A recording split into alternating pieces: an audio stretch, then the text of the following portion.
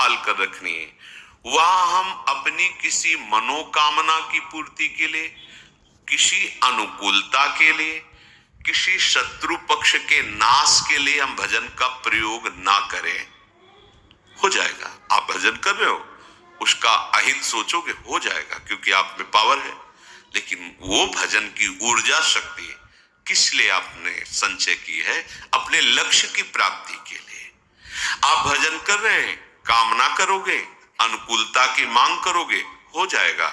जो इच्छा करी हो मन माही, हरि प्रसाद कछ दुर्लभ नहीं। पर आपने बेच दिया अपने भजन को, फिर आपके पास रह क्या गया? फिर आपको क्या ब्रह्म संस्पर्श, क्या एकांतिक महासुख, इसकी कल्पना भी नहीं होगी आपको कि ऐसा क्या होता है ब्रह्म संस्पर्श में, ऐसा क्या होता है उस आत्यांतिक सुख में। क्योंकि आप जो साधन कर रहे हैं उसे आप बेच रहे हैं, उसे आप नष्ट कर रहे हैं। संभालिए अपने साधन को। हमें अपने भजन शक्ति की, ऊर्जा शक्ति की रक्षा स्वयं करनी है। क्या? किसी का अहित नहीं, किसी का अमंगल नहीं, किसी का बुरा नहीं, ना करना है, ना बुरा बोलना है, ना बुरा सोचना है। दूसरी बात, अपनी कामना की पूर्ति, अपनी अनुकूलता की मांग मुझे नहीं करनी है, मुझे अपना भजन नहीं बेचना है। अब क्या होगा? आपका आराध्य देव सब संभाल लेगा। आपको कुछ करने की, आप कामना करेंगे तो आप अपने भजन के ठेकेदार बन गए, और आप प्रभु के आश्रित हैं तो उन्होंने आपके भजन को सुरक्षित भागवतिक बैंक में जमा कर दिया। अब व्यवस्था सरकारी आपकी होगी, समझिए, सरकारी व्यवस्था है उसमें। जब तक आप ठीक से भगवद आश्रय नहीं लेते तो इस संसार को तुम ऐसा समझो जैसे वो मॉल कहते हैं, मॉल जिसमें वो टोकरी में सामान रखा रहता है, क्या कहते हैं? मॉल है। हाँ, वो ऐसी दुकान जहां जो मनावे से उठा के अपनी टोकरी में डाल लो। फ्री नहीं है, वहां तुम्हें कोई नहीं बोलेगा महंगी से महंगी डाल लो, हिसाब वहां होगा। और हिसाब नहीं तो सामान छीन ली जाएगी, धक्का मार के बाहर कर दिया जाएगा। ये संसार में ऐसा मत समझना कि हर चीज फ्री है, हिसाब देना होगा सबका। हाँ, अगर सरकारी पास हो गया है फिर कोई बात नहीं। सरकारी पास मन वचन कर्म से प्रभु के अधीन होकर सारी चेष्टाएं अपने प्रभु के लिए करता है। अब उसका भरण पोषण सरकारी हिसाब से होगा, वो भागवती के हिसाब। उसको ये नहीं कि अब उसका भजन कटेगा, नहीं, वो सरकारी हिसाब है, अब वो भागवती के हिसाब से चलता है। तो उपासक पूर्ण समर्पण होने तक ये सावधान रहे कि अपने भजन को खर्चा न करे, बेचे ना। दो बातें, खर्चा होता है दूसरे का अनिष्ट अमंगल करने पर, और बेचना होता है अनुकूलता लेने पर, कामनाओं की पूर्ति पर। बहुत सुंदर बात। अगर आपको भजन साधन करने पर आनंद की अनुभूति नहीं हो रही तो आप अपने भजन को खर्चा कर रहे हैं, बेच रहे हैं। बंद करो ये खर्चा करना और बेचना। आप भजन कर रहे हैं, अंदर ही अंदर सोच रहे हैं ऐसा ऐसा, वो आपका भजन जा रहा है। आप भजन कर रहे हैं, दैन्य होकर मांग रहे हैं, ये अनुकूलता मिल जाए, ये वस्तु मिल जाए, ये समस्या हट जाए। आप अपने भजन का ऐसे प्रयोग क्यों कर रहे हैं? जहां अनुकूलता के लिए भजन होता है वहां हम अपने शब्द में कह सकते हैं कि पाप रुकता नहीं है, वहां फिर पाप होना शुरू हो जाता है। हम भजन तो करें प्रभु का और मांग करें अनुकूलता की, तो लक्ष्य क्या हुआ? अनुकूलता हुई ना।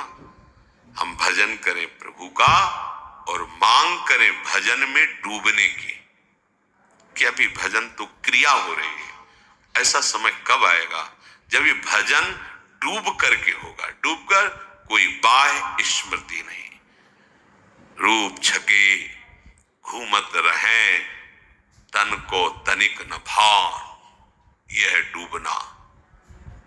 विरह कमंडल कर लिए बैरागी दो नैन, मांगत दरस मधु करी, छके रहत दिन रैन, यह डूबना। हमारा ज्ञान, हमारी हमारा पीछा नहीं छोड़ रहा है, पर हारना नहीं है। हमारे सहायक, परम उदार, परम करुणाकर, वात्सल्य समुद्र प्रियालाल है। ये दोष हमें है। हम अपनी मांग करते हैं, हम अपने अनिष्ट का नाश करने के लिए भजन के समय संकल्प करते हैं, नहीं करना है। अगर हो भी रहा है तो उसे रोकिए, नहीं रोक पा रहे हो तो इधर दृष्टि लाइए अति उदार करुणा वरुणालय युगल सरकार की तरफ। ये तभी होता है जब आश्रय में कमी होती है, समर्पण में कमी होती है। समर्पण ऐसे ये दिया, थोड़ी अनुकूलता बाधा पड़ी, ले लिया, ऐसा हमारे लोगों का समर्पण है। ऐसे पहले सब नामे कर दिया प्रभु के नाम, थोड़ी प्रतिकूलता पड़ी तो अभी तो क्या, अभी तो शुरुआत है, पूरा तो समर्पण कर दिया था। अब अगर ऐसी प्रतिकूलता और बढ़ेगी फिर क्या हो, वापस करो हमारा तन हमारा मन। वास्तविक दिया ही नहीं था, फिर वो अहम के ठेके में जमा कर देता है, अहंकार के। प्रभु ठीक नहीं चला सकते, अहंकार ठीक चलाएगा। वो मैं विचार करूंगा मुझे कैसे चलना है, क्या करना है, बिल्कुल अच्छे से समझो। महापुरुषों की शोध की हुई बातें हैं। बुद्धि के अभिमान को छोड़कर छोटे बच्चे की तरह हम अपने प्रभु के चरणों में समर्पित हो जाएं। अजात पक्षा यु मातरम खगा, जैसे घोंसले में बैठा हुआ पंखहीन चिड़िया का बच्चा केवल मां की तरफ बाट जोता रहता है, ऐसे शरणागत उपासक होता है। प्रभु बहुत ज्ञान विज्ञान ईश्वर महिमा से संपन्न है, पर हमारी चित्त वृत्ति प्रभु के प्रतिकूल पापों का चिंतन मनन करती रहती है। बुरे आचरण, निषेधाचरण, आज्ञा विरुद्ध, यही पापाचरण है। हम भजन करना चाहते हैं प्रभु का, पर पोषण करते हैं पाप का। ये सूक्ष्म बातें हैं, ऑपरेशन है हृदय का। भजन के साथ पाप प्रवृत्ति, पाप वृत्ति, पाप चिंतन कैसे हो सकता है? दोनों एक साथ कैसे हो सकते हैं कि आपका भजन भी होता रहे और मनमानी आचरण भी होता रहे? प्रभु कहते हैं, नमाम दुष्कृतिनो मूढ़ा प्रपद्यन्ते नराधमाः मायया प्रहृत ज्ञाना आसुरम भावमाश्रिता। ये जो मूढ़ पुरुष हैं, ये भजन को समझते नहीं कि भजन किसे कहा जाता है। ये माया द्वारा हरे हुए ज्ञान वाले, आसुरी स्वभाव वाले, नीच और दूषित कर्म का चिंतन करते हुए उन कर्मों को करने वाले लोग मेरे भजन को नहीं जानते, मेरा भजन नहीं कर सकते। पापवंत कर सहज स्वभाव, भजन मोर ते भाव न काओ। ऐसे लोग यदि कहीं किसी संत महात्मा का आश्रय मिल जाए इनको, और थोड़ी सी श्रद्धा करके उनकी आज्ञा के अनुसार चलने लगे, तो इनका भी परिवर्तन हो जाएगा।